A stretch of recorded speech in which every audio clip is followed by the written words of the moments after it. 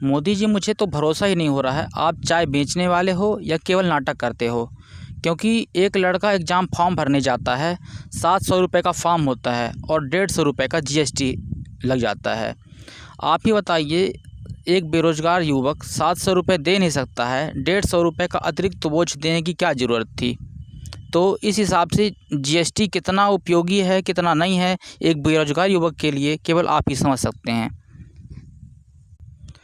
प्रधानमंत्री कौशल विकास योजना PMKVY इसका शॉर्ट फॉर्म होता है। यह योजना उन गरीब छात्रों के लिए चलाई गई थी जो कक्षा 10वीं या 12वीं तक की पढ़ाई करके अपनी आर्थिक स्थिति के कारण आगे कुछ नहीं कर पाए। इस योजना में छात्रों को रोजगार के उन्मुख टेक्निकल, प्रिंटिंग, हथकरघा आदि का प्रशिक्षण दिया जाता है। मैं मोदी जी से पूछना चाहता हूँ कि क्या इंजीनियरिंग, डिप्लोमा व ITI वाले बेरोजगार बच्चे कम हैं क्या? जब 4 साल की टेक्निकल पढ़ाई करने के बाद भी सरकार छात्र को रोजगार नहीं दे पाई, तो कौशल विकास योजना का 6 महीने का सर्टिफिकेट कौन सा तोप मार लेगा। जो फंड आप देते भी होंगे वे केवल प्रशासनिक अधिकारियों व कर्मचारियों में ही आपस में बंट जाते होंगे। EWS सामान्य वर्ग के छात्रों को आर्थिक आधार पर आरक्षण के लिए बनाया गया है। EWS के बारे में चले जानते हैं थोड़ा। इकोनॉमिकली वीकर सेक्शन यानी कि आर्थिक आधार पर आरक्षण। इस सर्टिफिकेट को जब भी ST/SC वाला देखेगा तो खुद ही चुल्लू भर पानी में डूबकर मर जाएगा बेचारा, यह सोचकर कि भैया 65,000 पाने वाला अगर गरीब हो सकता है तो मेरे पिताजी 40,000 पाते हैं, इसका मतलब मैं अति गरीब हुआ।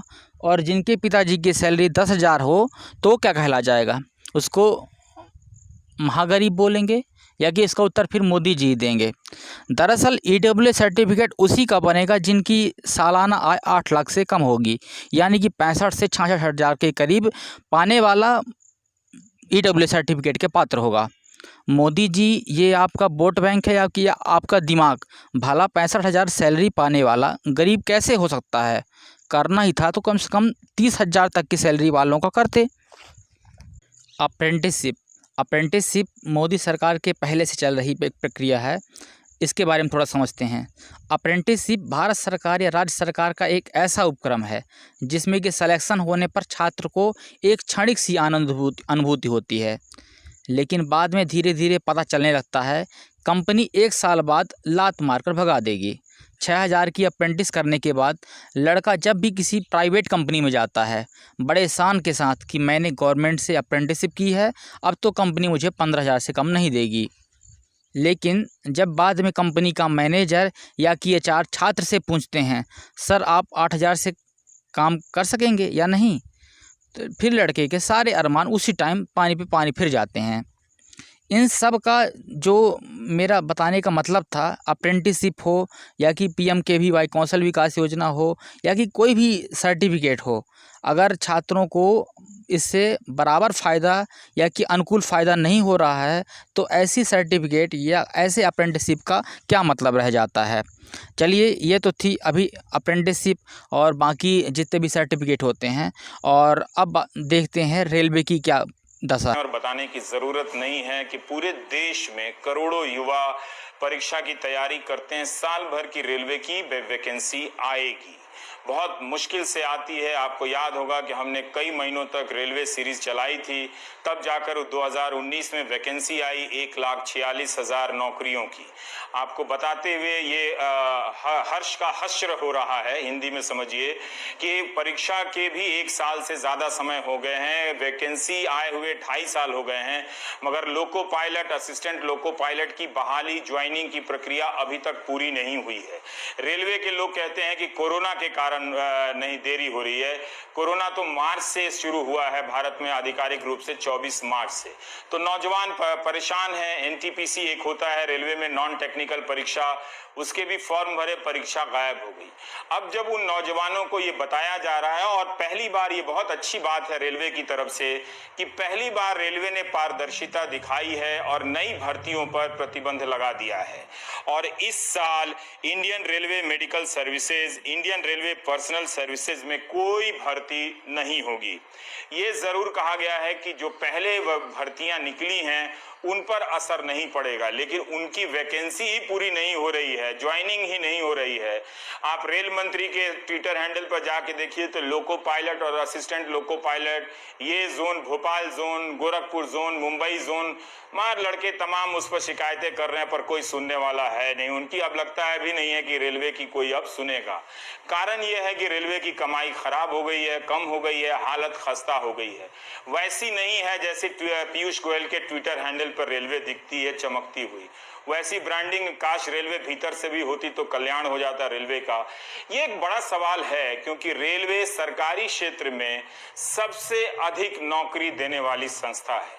अब अगर ये संस्था नौकरियां देने के अवसरों को संकुचित करने लगे तो सोचिए कि इस देश के युवाओं का भविष्य एक ही चीज बचा सकता है, वो है व्हाट्सएप यूनिवर्सिटी में सप्लाई किया जाने वाला मीम और वीडियो। इसकी पूर्ति अगर बढ़ा दी जाए, प्रोपेगेंडा गोदी मीडिया के जरिए बढ़ा दिया जाए, प्रोपेगेंडा की बड़ा ही हम विश्व गुरु टाइप बन रहे हैं, रोजगार की चिंता मत करो, तो भारत के बेरोजगारों को सुकून मिलता है। उन्हीं के लिए आगे की ये सूचना बता रहा हूं कि 68,000 जो रेलवे ने बताया है कि नॉन सेफ्टी कैटेगरी में भर्ती बची हुई है, इसकी समीक्षा की जा रही है। बताइए, अगर ये पोस्ट खत्म कर दिए गए तो इतनी संभावनाएं भारत के नौजवानों की बंद हो जाएंगी। वो ज्यादा समय लगता है व्हाट्सएप मीम में बिताने वाले हैं, 67,000। फिर 2 साल में जितने भी पदों का सृजन किया गया है उनकी समीक्षा हो, ये नए आदेश दिए गए हैं। उन पर नई भर्तियां अगर नहीं हुई, अगर 2 साल में पोस्ट क्रिएट हुआ है, बहुत लंबा समय लगता है पोस्ट क्रिएट करने में, अगर भर्ती नहीं हुई है तो उन पोस्ट को अब खत्म कर दिया जाएगा, रोक दिया जाएगा। कर्मचारियों के यात्रा भत्ते और दूसरे भत्ते में 50% तक कटौती होगी। अब इसको लेके मुझी को मेल लिखेंगे जिनमें से ज्यादातर लोग मुझे गाली देते रहते हैं। तो इन सारे लोगों को इसका मतलब है ज्यादा से ज्यादा मीम की सप्लाई किए जाने की, व्हाट्सएप मीम की 50% तक कटौती होगी। यानी रेलवे के कर्मचारियों का भीतर से हाल बुरा है। आउटसोर्सिंग स्टाफ में कटौती की जाएगी। अब देखिए, ज्यादातर अब नौकरियां रेलवे में जो हैं वो आउटसोर्सिंग के जरिए हैं। अगर इनकी कटौती की जाने लगी तो किस मात्रा में रेलवे बेरोजगार पैदा करेगी ये हम कभी नहीं जान पाएंगे, क्योंकि हमारे यहाँ कितने बेरोजगार हुए ये बताने की आधिकारिक व्यवस्था नहीं है। लेकिन बहुत सारी चीजें भारत में पॉजिटिव हैं, वो जानकर खुश रहने की जरूरत है। यह भी कहा गया है कि किसी फाइल को भेजने के लिए स्टाफ के साथ मत भेजिए, ऑनलाइन भेजिए, ताकि वो भी खर्चा बच जाए और यानी स्टाफ बच जाए, स्टाफ की जरूरत ना हो, उसे चलता किया जा सके। और फर्नीचर, अतिरिक्त गाड़ियां, कंप्यूटर, प्रिंटर की खरीद ना हो। उद्घाटन कार्यक्रम ऑनलाइन करें ताकि खर्चा बचे। मनोरंजन, प्रचार, यात्रा, बैंकों को यात्रा जो है वो सब कम किया जाए, यानी प्रचार वगैरह पर विज्ञापन कम दिया जाए। इसका थोड़ा बुरा असर अखबारों पर ही पड़ जाता है, मीडिया का। टीवी में तो रेलवे का विज्ञापन कम ही आता है, तो अखबार वाले वैसे ही उनकी नौकरियां जा रही हैं पत्रकारों की, तो बहुत बुरा है। लेकिन प्रोपेगेंडा के कई तरह के तस्वीरें रोजाना लॉन्च हो रही हैं, तो आप मानसिक रूप से आप कभी खाली नहीं रहेंगे, आपको एकदम पौष्टिक ऊर्जा दी जाती रहेगी। और ये सुनिए रेलवे ने क्यों और क्या कहा इन कारणों के पीछे। हमारे पास जो वैकेंसी जो है अभी सेफ्टी कैटेगरी में है 1,53,000 और जो नॉन सेफ्टी कैटेगरी में है वो 1,37,000। तो रफली अराउंड 2.90 लाख जो है वैकेंसी हमारे पास हैं, जिसमें से हमने सेफ्टी कैटेगरी की वैकेंसी जो नोटिफाई की हुई है अभी वो 72,274 ऑलरेडी कर चुके हैं। नॉन सेफ्टी कैटेगरी की हमने की है 68,366। So the total notified vacancies are 1,40,640. तो इसमें से जो अब आप जो नॉन सेफ्टी कैटेगरी वैकेंसीज बची वो उनमें से 68,000 के रफली 68,000 जो है वैकेंसीज नॉन सेफ्टी कैटेगरी में बनती हैं। उनमें से जो आप लोगों के संज्ञान में कहा है कि हम लोगों ने अभी कहा है कि रेलवेज को कि आप अपनी सेफ्टी कैटेगरीज की वैकेंसीज एज इट इज आप भरिए, जो नॉन सेफ्टी कैटेगरीज की वैकेंसी है उनको आप रिव्यू करिए।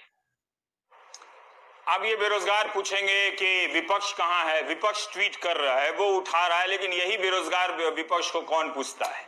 तो बेरोजगारी का एक मुद्दा भारत में राजनीतिक रूप से समाप्त हो गया है। वैसे कई राज्यों में है गंभीरता के साथ, लेकिन राजनीतिक रूप से समाप्त हो गया है। अगर आप कुछ वैचारिक नैरेटिव वाली राजनीति कर रहे हैं, कुछ तस्वीर वीडियो वाली, तो इस तरह के समस्याओं को आप गायब कर सकते हैं। हाल फिलहाल के चुनाव में ये साबित भी हुआ है, खासकर गोदी मीडिया के दौर में। ये बात मैं क्यों कहता हूं, बहुत बुरा भी लगता है कहने में, लेकिन ये सच्चाई है कि ये वो पब्लिक है जो पब्लिक नहीं है। जनता ने ही जनता के होने का अस्तित्व समाप्त कर दिया है। इसीलिए किसी भी प्रश्न का जवाब नहीं आता है, किसी भी आंदोलन पे जवाब नहीं आता। आपने कब सुना कि मंत्रियों ने बुलाकर प्रतिनिधियों से बात की है, ये आंदोलन हुआ है। अब कोल इंडिया के लोग जो 3 लाख लोग हैं, अब मैं तो नहीं कहता कि सब कोई गोदी मीडिया में बह गए होंगे या व्हाट्सएप यूनिवर्सिटी में, लेकिन जो बह गए थे वही बताएं कि क्या उन्होंने नहीं देखा था कि 6 साल में मीडिया समाप्त हो गया, मीडिया जन सरोकार के मुद्दों को नहीं उठाता है। अब जब उनकी बारी आई है तो फिर वो मीडिया को क्यों कोस रहे हैं कि मीडिया उनका नहीं दिखा रहा है।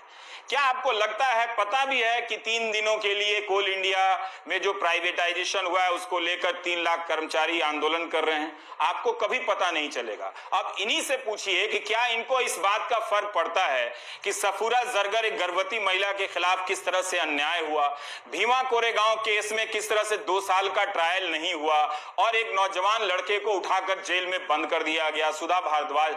तो क्या इन लोगों को इन संवैधानिक सिस्टम के मसले का कोई फर्क पड़ता है, जो ये शिकायत कर रहे हैं कि मीडिया को कोई फर्क नहीं पड़ता? इसीलिए मैं कहता हूं कि ये पब्लिक है, ये